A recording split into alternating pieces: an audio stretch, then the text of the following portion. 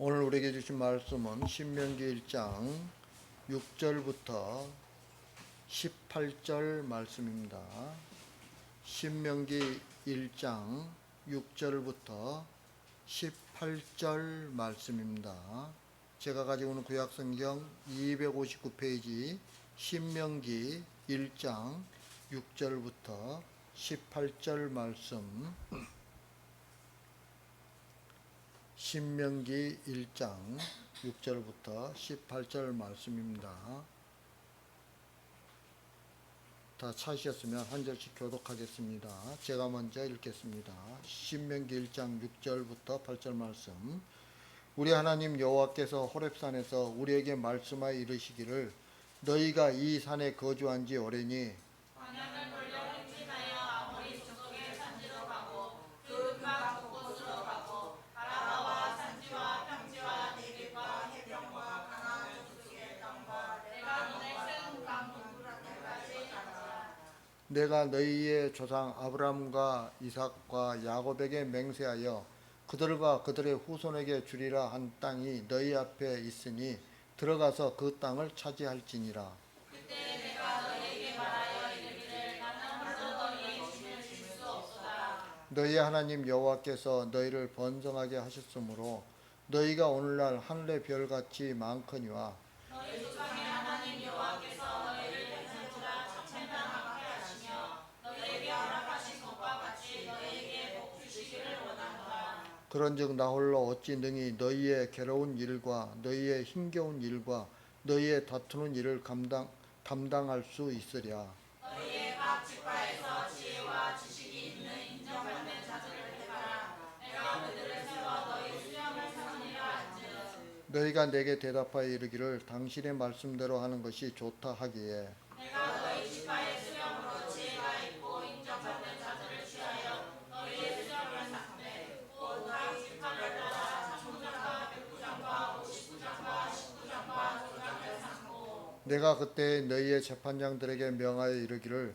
너희가 너희의 형제 중에서 송사를 들을 때 쌍방간에 공정히 판결할 것이며 그들 중에 있는 타국인에게도 그리할 것이라. 재판을 하는 게 속한 것인즉 너희는 재판할 때에 음모를 보지 말고 귀천을 사자로 즐기고 사람의 낯을 두려워하지 말 것이며 스스로 결단하기 어려운 일이 있거든 내게로 불리라. 내가 들으리라 하였고 다 같이 내가 너희의 행할 모든 일을 그때 너희에게 다 명령하였느니라. 아멘. 오늘 말씀은 호렙산에서 있었던 가나안의 진군 명령과 행정 및 사법 조직 기구 정비에 대해 해고하고 있습니다. 그런데 이 신명기서는 모세의 설교예요. 모세가 요단 동편에 있는 모압 평지에 있는 이스라엘 백성들, 다시 말하면 출애굽 2세대에게 설교를 하고 있는 겁니다. 뭘 가지고 설교를 해요? 시내산에서 하나님께서 주신 그 율법과 그 다음에 그 지금까지 40년 동안 온 길을 갖다 해고하면서 그걸 가지고서 너희들의 죄가 무엇인지에 대해서 이렇게 설교를 갖다가 하고 있죠.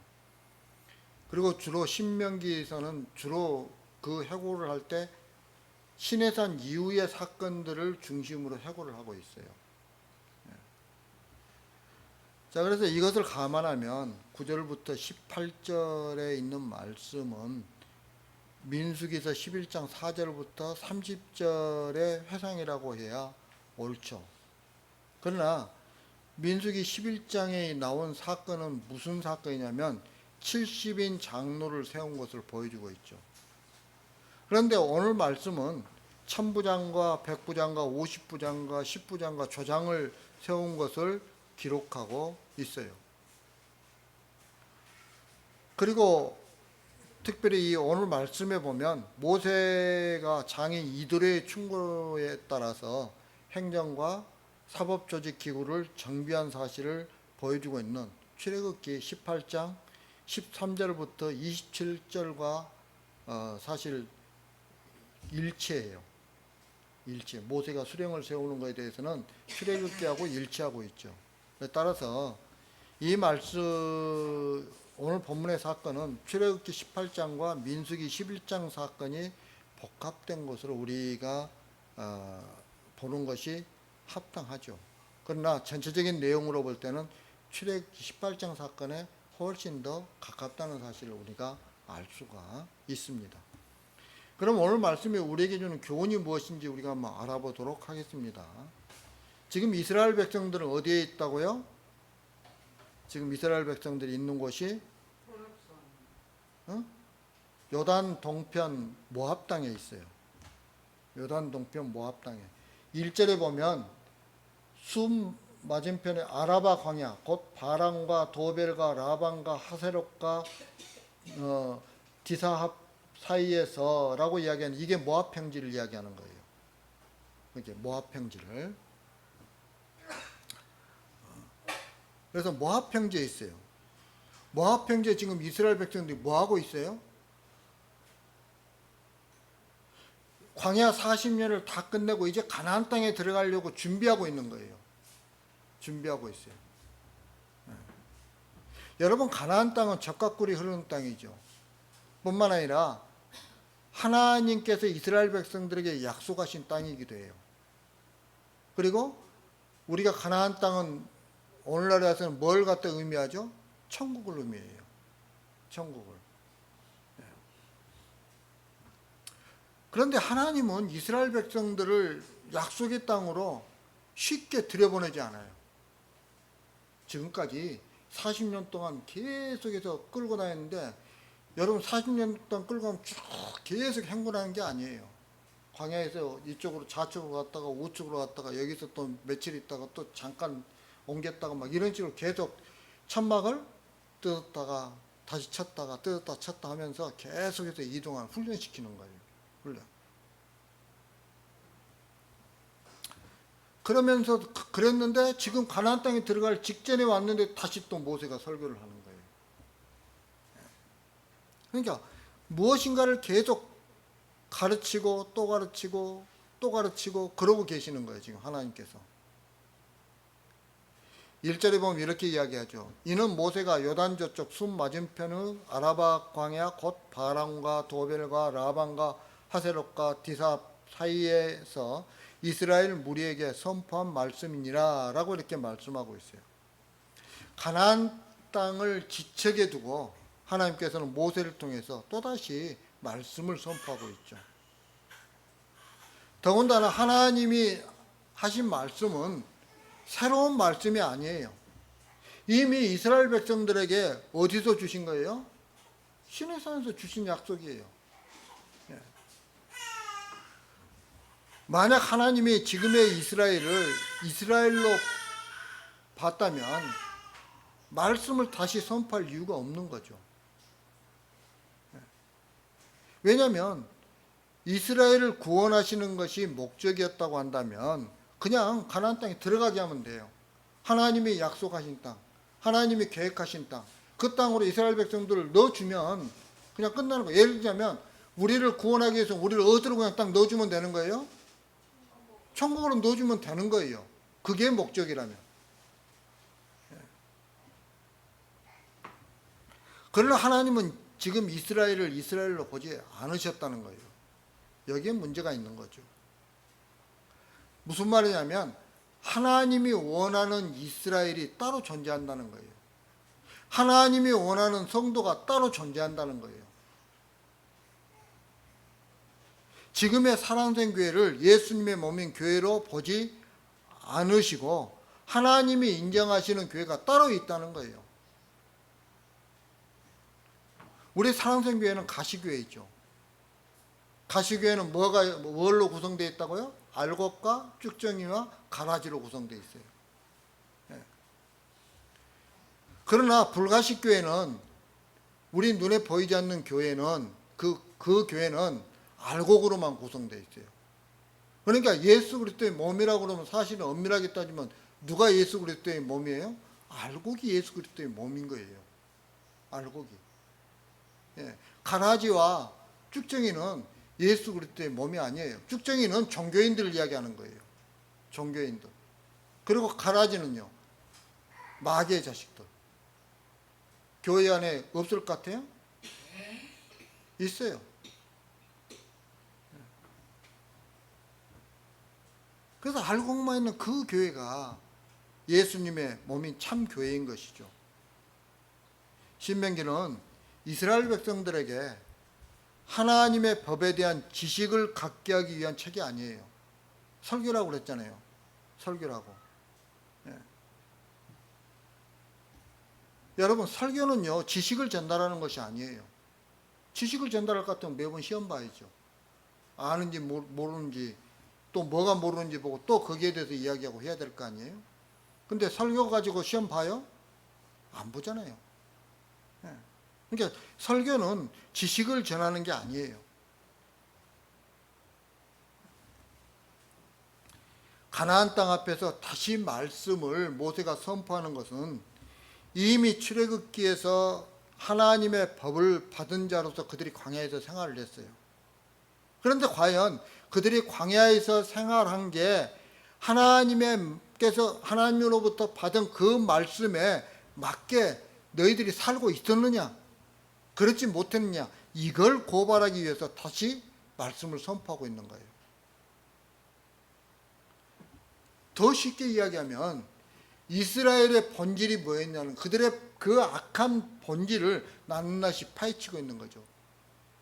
여러분, 제가 그래요. 우리가 십자가 앞에 가면 우리가 깨달아야 돼요? 뭘 먼저 봐야 되는 거예요? 나의 죄예요. 왜? 우리의 심성은, 우리의 본성은 죄로 가득 차 있어요. 우리의 본성은요. 그런데 자꾸 우리는 뭐라고 이야기해요? 자기의 본성을 딱 감추고서 나는 의인이다 라고 이야기하는 거죠. 이게 잘못됐다는 거예요.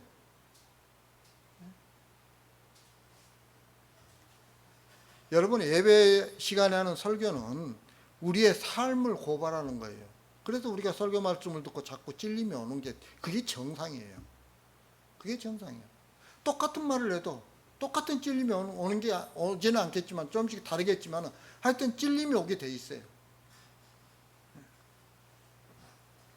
여러분, 우리가 주일날이나 이렇게 설교 말씀을 딱 듣잖아요. 그리고 예배당을 딱 나갈 때 여러분도 무슨 생각을 하고 나갑니까? 지금까지 들었던 설교 참다 갖다 버리고 나갑니까?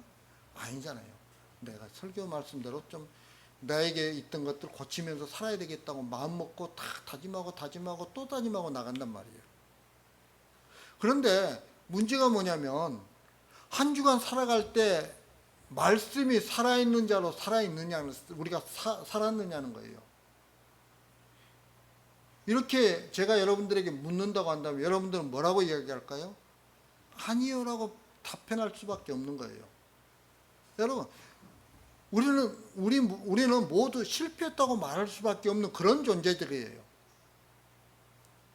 왜 그럴까요? 여러분, 다윗이 시편에서 고백할 때 뭐라 하냐면 자기는 어머니가 죄 중에 잉태했다는 거예요. 여러분, 우리는 죄 가운데서 태어난 사람들이에요. 우리는 전부 다. 다윗만 그렇겠어요?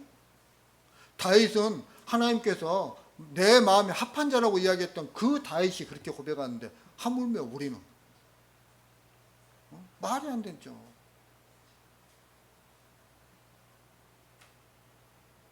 그러면 또다시 말씀을 설교하는 이유가 뭘까요? 바로 말씀이 우리를 고발하는 거예요. 하나님이 창조하신 본래의 모습을 잃어버린 인간들, 우리들이 얼마나 죄악에 파묻혀서 도저히 선을 이룰 가능성이 전혀 없는 자인가를 깊이 깨달으라고 말씀이 선포되는 거예요. 그래서 우리는 오직 뭐로만 구원을 갈 수 있어요? 믿음으로만 구원을 갈 수 있어요. 그 믿음이 뭔데요? 저기 있잖아요. 하나님의 선물이에요. 그 믿음이 하나님의 선물. 내가 다른 사람보다 좀 더 똑똑하고 내가 다른 사람들보다 좀 더 깨끗하고 내가 다른 사람들보다 좀 더 선한 마음을 가지고 있어서 나에게 온 믿음이 아니라 하나님이 나같이 더러운 자에게 주신 거예요, 그냥. 그래서 저기 보면 너희는 그 은혜에 의하여 믿음으로 말미암아 구원을 받았으니 하나님의 은혜로 믿음을 받았어요. 그래서 하나님이 그 너희에게서 난 것이 아니라는 거예요. 네. 하나님이 주신 선물이에요. 하나님이 창조하신 본래의 모습을 잃어버린 인간들, 아담과 하와가 에덴 동산에서 선악과를 따먹은 이후에 태어난 모든 인간이 얼마나 죄악에 파묻혀서 도저히 선을 이룰 가능성이 없는 자인가를 깊이 깨달으라고 말씀이 선포되고 있는 거예요. 우리는 죄인들이에요. 죄인들. 하나님께서 또다시 여호와의 법을 선포하시는 것은 그들이 야, 내가 선포한 말을 얘들이 잊어버렸을까? 잊어버리면 안 되지. 그리고 또 다시 선포하는 게 아니라는 거예요. 우리는 들으면 잊어먹잖아요. 목회자가 설교할 때 제일 은혜가 뭐예요? 들으면 잊어먹으니까 제일 은혜스러운 거죠. 또 선포할 수 있으니까. 예. 그런 염려 때문에 말씀을 선포하는 게 아니라는 거예요. 또 이스라엘 백성들에게 모세가 말씀을 선포하면서 너희들 가나안 땅에 들어가면 이 말씀대로 해 라고 하기 위해서 말씀을 선포한 것이 아니에요. 모세는 말씀을 통해서 과거를 해석하는 거예요. 말씀을 통해서. 이스라엘이 여호와의 법을 받은 자로서 그 삶이 어떠했는가를 다시금 말씀을 통해서 해석해 주는 거예요. 그리고 그들도 이방인과 똑같이 악한 자이고 이방인과 똑같이 말씀에 실패한 자임을 깨닫도록 하기 위해서 말씀을 선포하는 거예요. 여러분, 우리 설교 말씀 들으면서 저기는 누구누구 집사가 들었으면 딱 좋은 말씀입니다. 이런 생각 갖고 있으면은 그 사람은 설교 제대로 못 듣는 사람이에요. 설교 말씀 딱 들으면서 하나님 죄송합니다. 죄송합니다. 제가 죄인입니다. 이걸 깨달은 사람이 설교 말씀을 제대로 듣는 사람이죠. 우리는 다른 사람 이야기할 것이 없어요. 다른 사람. 여러분, 이방인이나 이스라엘이나 둘 다 하나님을 믿지 않는 것은 똑같아요. 그런데도 이스라엘 백성들은 우리는 가나안 족속보다 훨씬 더 낫다고 생각하고 있는 거예요. 자신들은 하나님께서 택해 주신 선민이라는 거예요. 이런 생각에서 벗어나지 못하는 거예요. 여러분, 이스라엘 백성들의 그런 생각을 가지고 있다는 것은 아직도 그들이 하나님께서 원하시는 이스라엘이 아니라는 거예요. 이게 하나님 입장이에요. 하나님이 원하시는 이스라엘은 다른 모습이죠. 그런데 이스라엘은 말씀 속에서 하나님이 원하시는 이스라엘의 모습을 찾아가지 못하고 있는 거죠. 그것을 고발하는 것이 바로 신명기예요.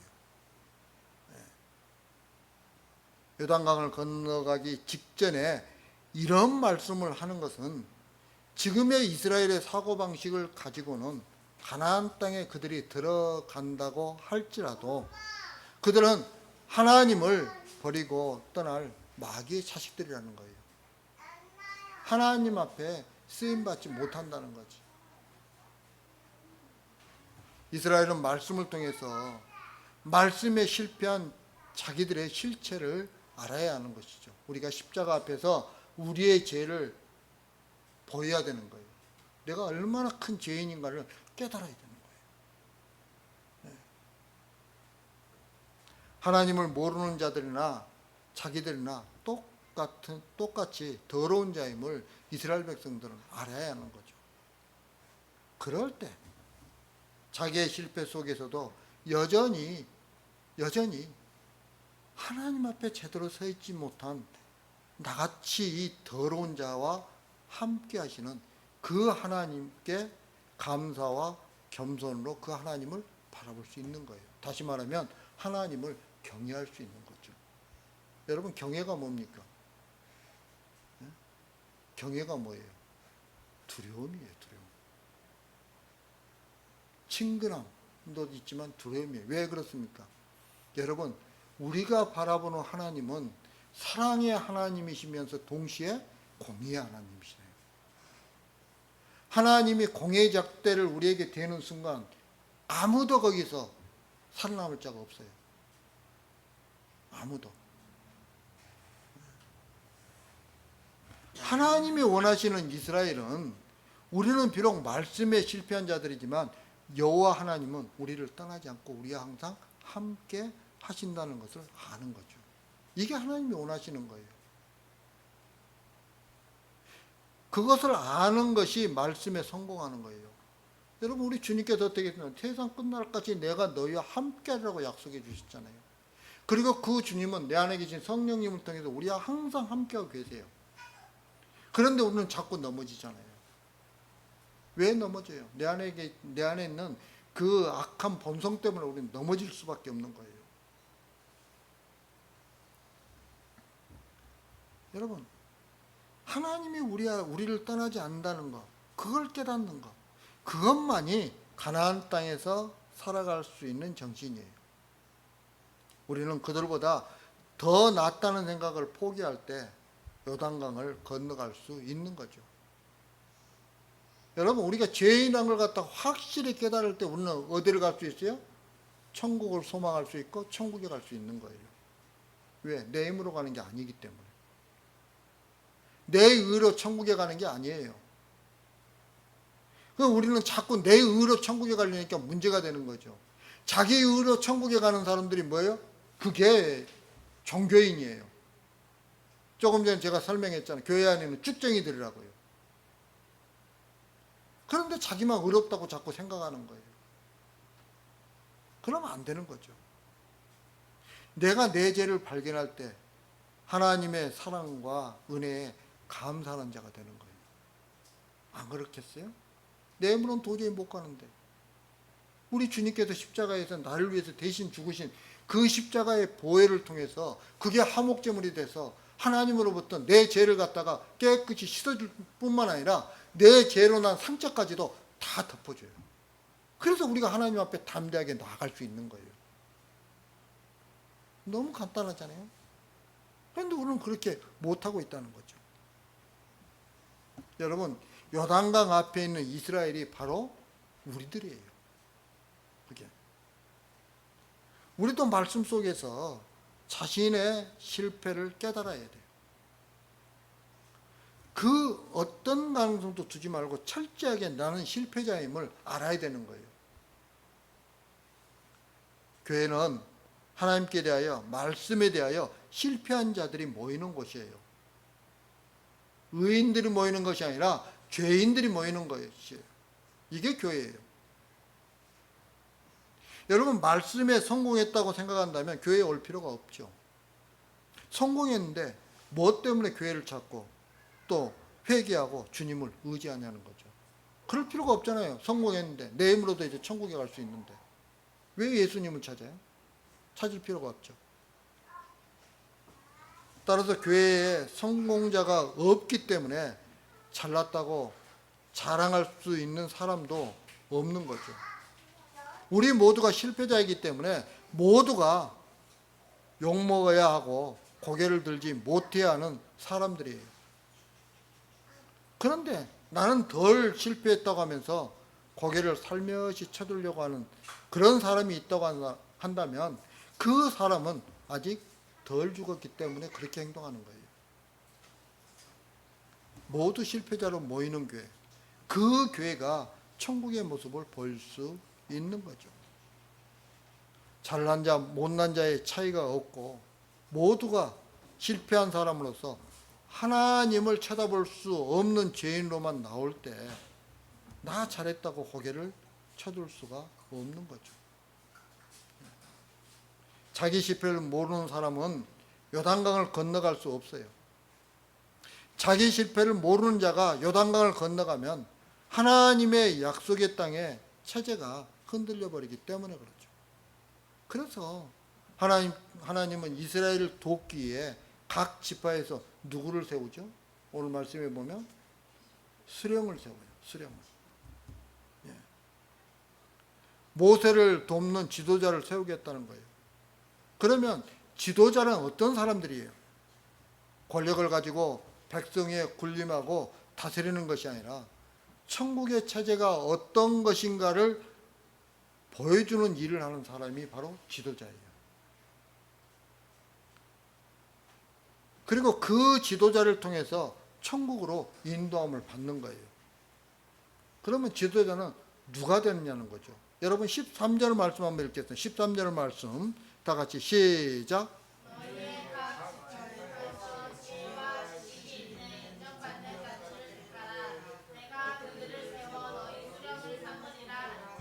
아멘. 여기에는 지도자가 될 자들의 세 가지 자질이 소개되어 있죠. 그건 뭐냐면 지혜, 지식, 인정받는 것. 예.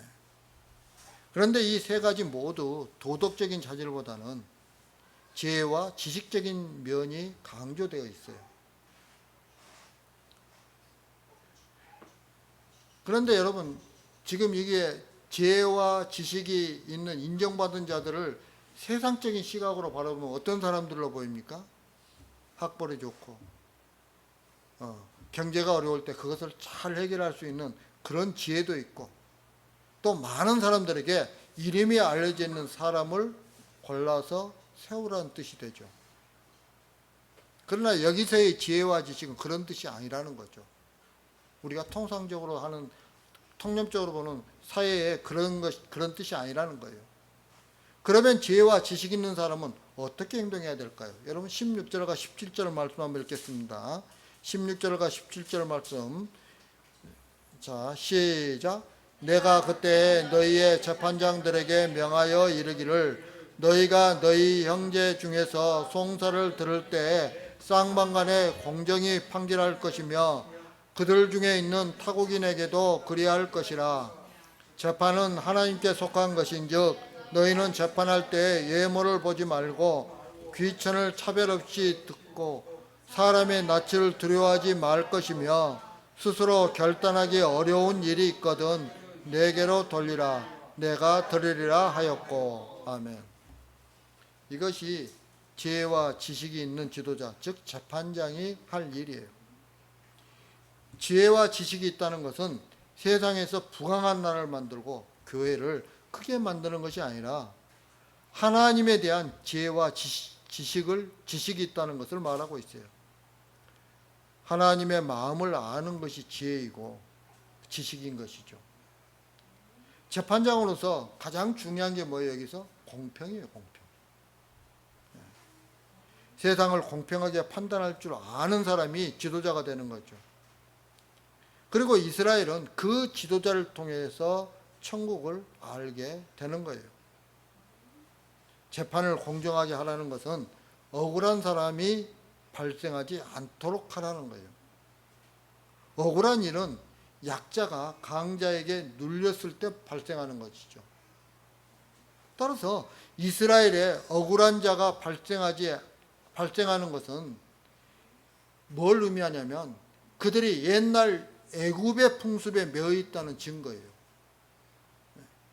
다시 말하면 세상에 있는 걸 가지고 와서 자꾸 교회에 들어오니까 교회 안에 뭐가 있는 거예요? 억울한 사람이 생기는 거예요.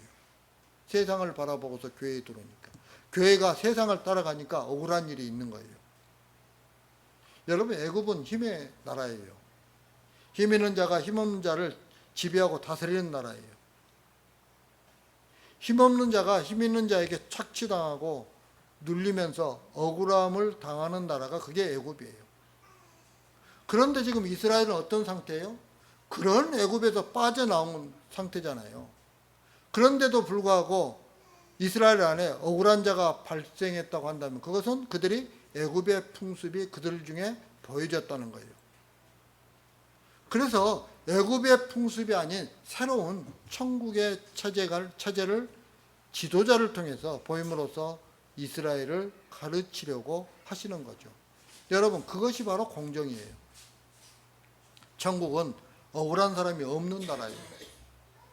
억울함이 없다는 것은 계급이 없고 힘의 체제가 아니라는 거죠. 왜 공정해야 할까요?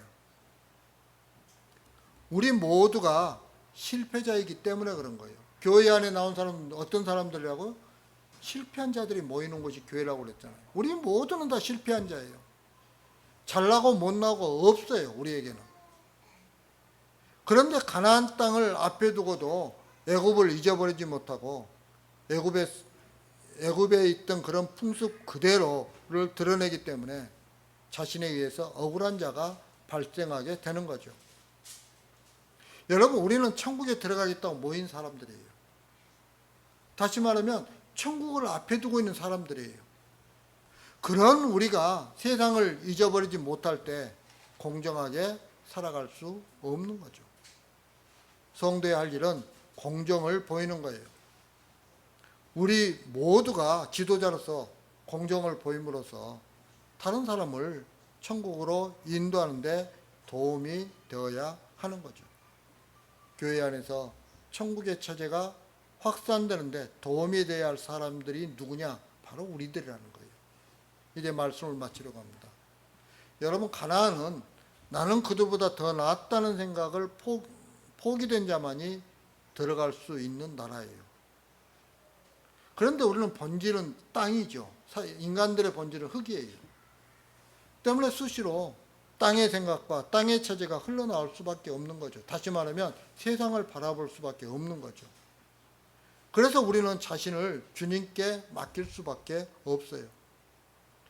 내 몸 하나 내 마음대로 할 수 없고 생각조차 내 마음대로 안 되고 믿음도 내 힘으로 할 수 없는 우리가 내세울 수 있는 게 무엇이냐는 거예요. 우리는 다 같이 천국 앞에 서 있어요. 그리고 그 나라는 힘을 포기한 자들만이 들어갈 수 있는 나라예요. 마음속에 힘을 두지 말고 오직 하나님의 사랑만이 우리 마음 가운데 있어야 하는 거죠. 그리고 실패한 자로서 주님께 나와야 하는 거예요. 그럴 때 교회는 천국의 모습을 넉넉히 보일 수 있을 것이고 공정함이 살아있는 교회가 된다는 거죠. 우리 모두 이 일에 힘쓰는 지도자로 살아가기를 주님의 이름으로 축복합니다.